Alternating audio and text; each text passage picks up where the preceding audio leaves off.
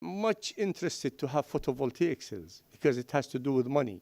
I am not encouraging increasing the price of water because I am not in favor of this, because our government have loaded us, exhausted us with the increase on daily basis.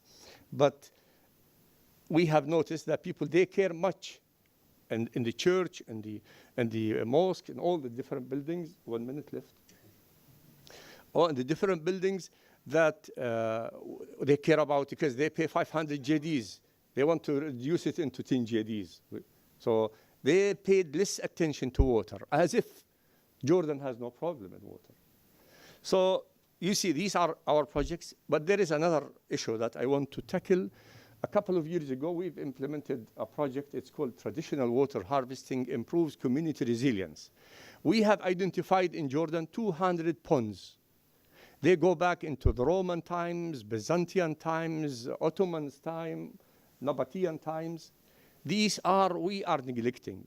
If every drop matters, and if climate change is imminent, and if precipitation is decreasing, instead of going first into the sea, we should, look into other examples, like the examples I mentioned, into public buildings first, and then encouraging individuals. Thank you. Thank you, Mohandis Ziad. I think we do have some 10 minutes time for questions and answers, and then we will enjoy our next coffee break. So the floor is open for questions after the 3 presentations. John Wilson.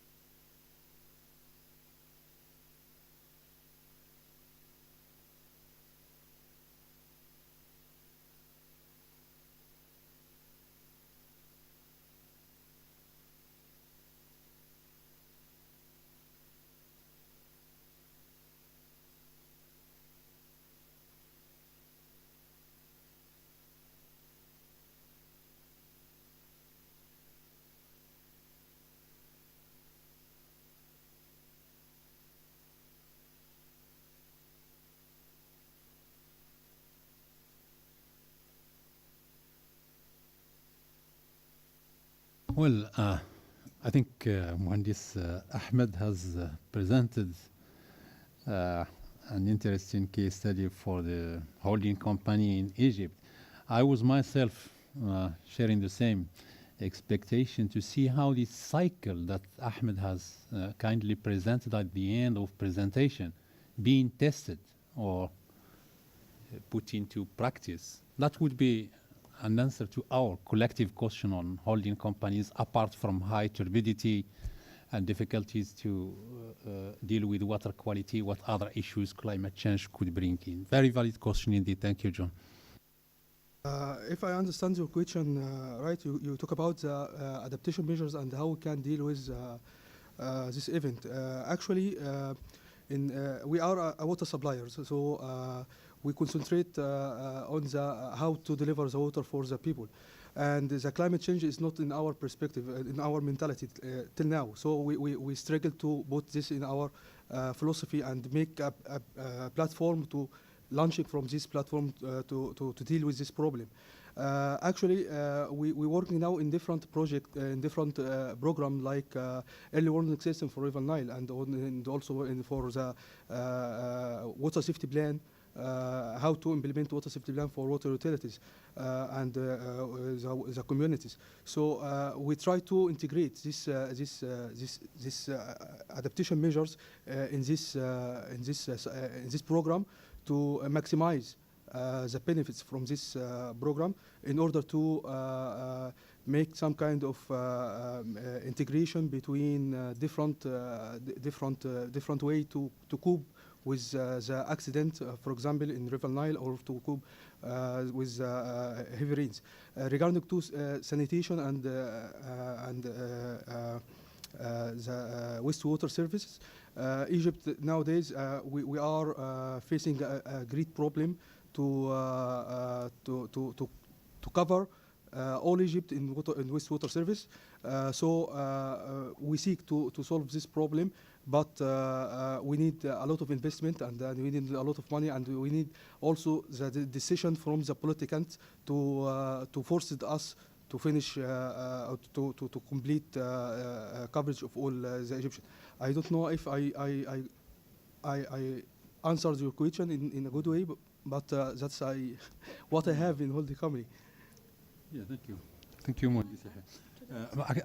I think there's also a common problem in the region as far as it relates to high temperatures is the eutrophication phenomena in dams. So the issue of mobilizing resources is not enough if you have bad quality water that is very costly in terms of treatment. I was also thinking if any of the steps you listed, Mhandis Yehia, are we at the warming up phase seen in the region in terms of utilities, or we are not yet there? Yeah. There's not yet, but we try to do it now. We make nowadays we make warming up for toward the climate change for all the stakeholders in our water sector. We make some kind of workshop and meetings, and in each gathering with those people, we try to warming up about climate change and how the climate change can impact on water sustainability in drink water sustainability in Egypt. So there is demand for more projects. Is there any addition from the speakers?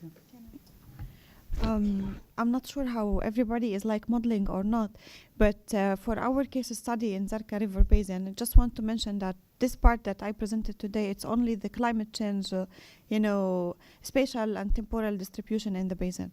But I wanted to mention that also with the expert from the government, that we try to map as well, like if we change the practice in agriculture, what is the impact? And whenever you have a model calibrated and ready, you can also add in, like in SWAT, not to make a commercial for SWAT, but like in SWAT you can have like in some areas where it's like urban, if you increase like water harvesting using the rooftop as water harvesting techniques, you can do this in modeling. So models can give you a prediction what is going on in the basin as a maybe surface water basin.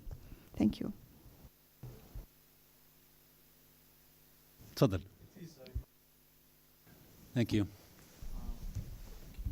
My name is Ibrahim Obada. I'm from Jordan Ministry of Water and Irrigation. So maybe all of you are almost cover our scope in our country. Basically, I will just cover 2 points. The first point, which is scientific background, where actually we are impacted with the climate change, and we have several adaptation measures as we've seen here.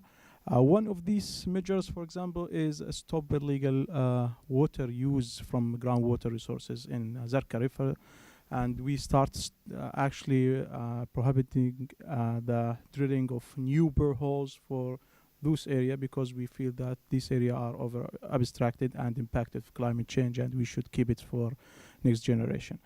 Another part, we start also managing and invest in sludge management as a consequences of climate change. So we feel that we can invest more in sludge to produce energy and to produce biofuel. So one of these climate change adaptations now being implemented in the Jordan water sector is sludge management and water harvesting as well. 2 many studies actually being conducted by the Jordan Ministry of Water and Irrigation in the harvesting scheme, and we feel that the harvesting is feasible and affordable by people if they can actually get some consultation and support from the government or the national agency. I will refer back to the Jordan water sector. That all of you are called that since 5 years ago we receive a huge influxes of Syrian refugees, and one of the major impact coupled with the climate change is how such a sector can absorb such huge influxes of Syrian refugees and a huge water demand for this short period of time. 5 years is a very short period of time in terms of climate change scale. So the scientific answer is we in Jordan understand that we have a good carrying capacity of water, let's say water body. So the direct answer that how come that such a country of Jordan can absorb a huge influx of these Syrian refugees, around 20% increase in demand, water demand, how such a country can absorb huge this figure. Even United States, other most developed countries cannot understand how come these huge demands can be absorbed by such small country. The answer is we do have actually a good carrying capacity. We have implement a long-term to short-term projects that actually have a feeling that the impact of these projects is being now tangible, like a DC or like I did as today morning the minister talking about. So the small project is important, but if you long to the future investments or to sustain the developments of economical and social developments, we should have at least enough sustainable water by providing good prediction, for example, in the our scaling down of climate change. Those technology is important, and what our colleague from Egypt share is very excellent, and they are actually, because maybe they are in the retail water supply, they are not good experience in how if we are placing in the bulk water, for example. So too many circumstances of climate change at the end being placed in the country, and how we could adapt it, a different story. Too many adaptation measures and policies being conducted, and unfortunately some of them are not succeed because we don't care of sustainability. And again, thank you for your listening. Yes, for this clarification. Any other questions or comments on what we hear this afternoon? So if there are no questions, then I have one myself, and we have seen in the first presentation that the impact is going to be heterogeneous in a sense. Impact on east and west part of the Zarqa Basin is going to be with a lot of uncertainty, of course. So what should I do if I am a Jordanian decision maker today? How shall I prepare the basin to be more resilient to those changes? And what kind of actions can I start taking and preparing the basin and the country for these extreme events? But just what is the uncertainty you are talking about? What's the In uncertainty? terms of the impact at the very local scale. You mean the uncertainty of the climate change scenarios? Yeah. Well, the scenarios, that's why you need to take into consideration the scenarios available by the global climate circulation models. So whenever you have this and you can map them, there is like adaptation or management on land and water resources. Like, for example, as I said to John, that it can be run into these models, because, surface water models that can show you the relationship in soil and water. But in these models, you have, hundred of input of data. You put population, you consider economic, you consider the consumptions of fertilizers, pesticides. So you need to know what is all your input just to better understand your, dynamic watershed. Then after that, you can recommend what is, like, for example, I don't want to talk too much about Zarqa River Basin case study, but as you said, there is like expert. They can provide you with like an advice, and there is like the local knowledge. We cannot live without them. This is how we work in ICARDA. So we need the people from the government, we need the local knowledge, the indigenous knowledge, and we propose like a solution. The solution can be on water management, such as water harvesting techniques, such as water collection on rooftop, for example, maybe solar energy producing in the basin. And also we are taking into consideration like the population increase in the basin, because 2 of the largest Syrian camp in the basin, and we would like to map as well how is this affected. So we are happy we are open just to find what is the questions of the research. Now, maybe the Ministry of Water. Yeah, one last question, but a quick answer. Okay, sorry. Mr. Ziad. Adaptation is the poor farmer, man and woman, and mitigation is the private sector. You have done both at the community level. Yeah. Does it work? I mean, I'm sure we're facing difficulties. I mean, communities maybe, we are facing some difficulties as well, but sometimes they feel they are ignored and not much attention is being paid to them.